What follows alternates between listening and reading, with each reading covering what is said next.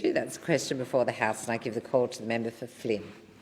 Thank you, Madam Speaker. I rise to make a contribution to the Treasury Laws Amendment Electric Car Discount Bill 2022. And before I begin, I would like to concur with the member for Kennedy. Subsidising imports makes absolutely no sense.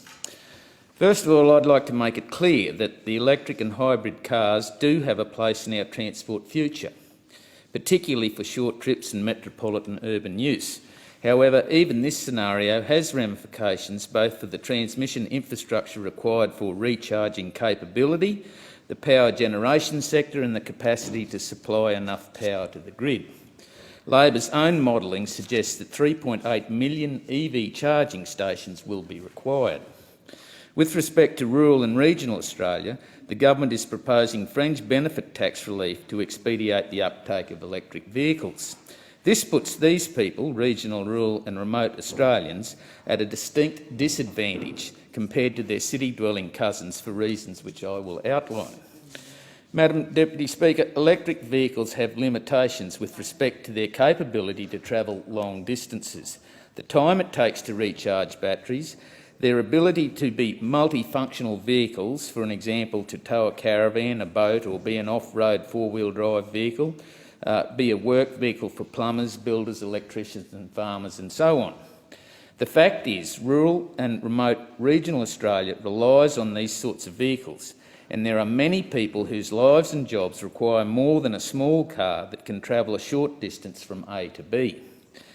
These are only some of the reasons that many people cannot and will not access an electric vehicle and therefore are at a tax disadvantage compared to those who are in different circumstances.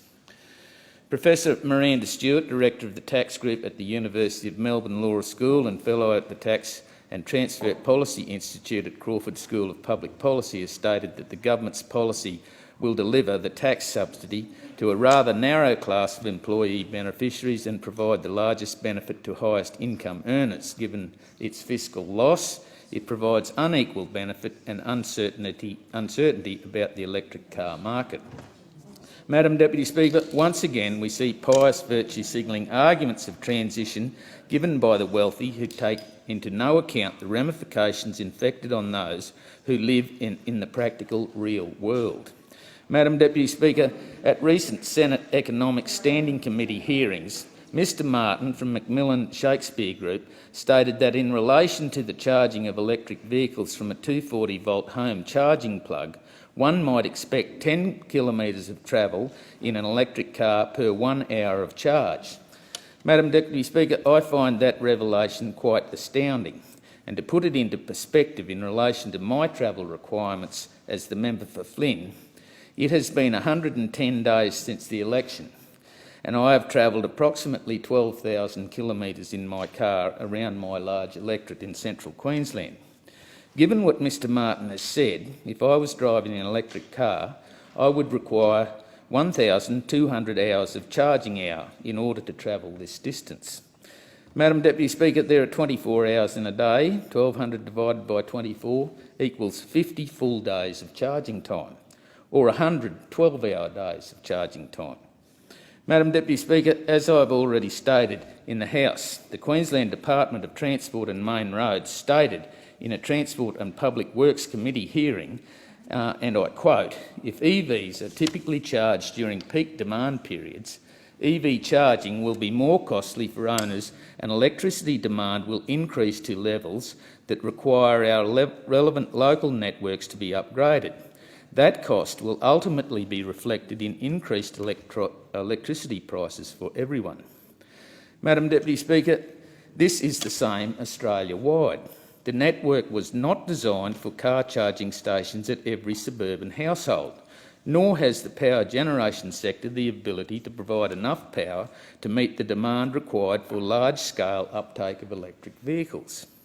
Whilst I'm sure that as we move to the future, electric vehicles will become more popular, they will never in the foreseeable future replace all other vehicles. It is simply not feasible with the available technology. If your electric vehicle runs out of charge on the highway, You cannot get a lift to the next charging station and return with a jerry can full of electricity to refill your vehicle and be on your way. It just simply doesn't work like that. Madam Deputy Speaker, the Ford Ranger, the Toyota Hilux, Nissan Navara and Isuzu D-Max are among the most popular cars sold in Australia today. They are in many cases the working man's car and are not currently available in an electric or hybrid version. And I ask, will there ever be an electric version? The fact is that if you want to travel long distances, carry a payload, pull a trailer or have off-road capability, the electric vehicle cannot satisfy this need and provide a reasonable outcome.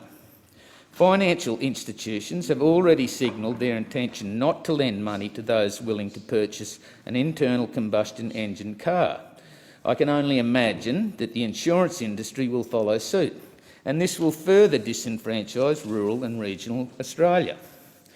There are approximately 20 million registered motor vehicles in Australia that are internal combustion engine powered cars. Given the revenue that the government gleans from the sale of petrol and diesel, if we are to convert this fleet of vehicles to electric and offer tax incentives to do so, where will the projected revenue shortfall from the sale of fossil fuels come from? Perhaps the government may have to consider an electricity tax. Madam Deputy Speaker, it is my opinion that the uptake of electric vehicles and legislation that supports this needs an all-of-the-issue approach. It should be more pragmatic and understand the practical ramifications of trying to achieve a transport transition too quickly. The full cost has not been fully understood by either the government or the consumer. The Treasury has not been able to articulate long-term expense or benefits of these government measures, given the initial cost of the EV, their limited supply and lack of infrastructure. This indicates that the government's tax incentive is not warranted, particularly given the small number of vehicles that are anticipated to take advantage of this tax relief over the 3-year exemption period. Madam Deputy Speaker, I suppose it is too much to ask the government to explain the full cycle carbon emissions that will be saved, or how much the temperature of the planet will be lowered. The Treasury and the Department of Climate Change evidence shows that the impact of this policy on emissions reductions has not been qualified. The third-party evidence suggests it is negligible. Madam Deputy Speaker, I do not support the government's bill.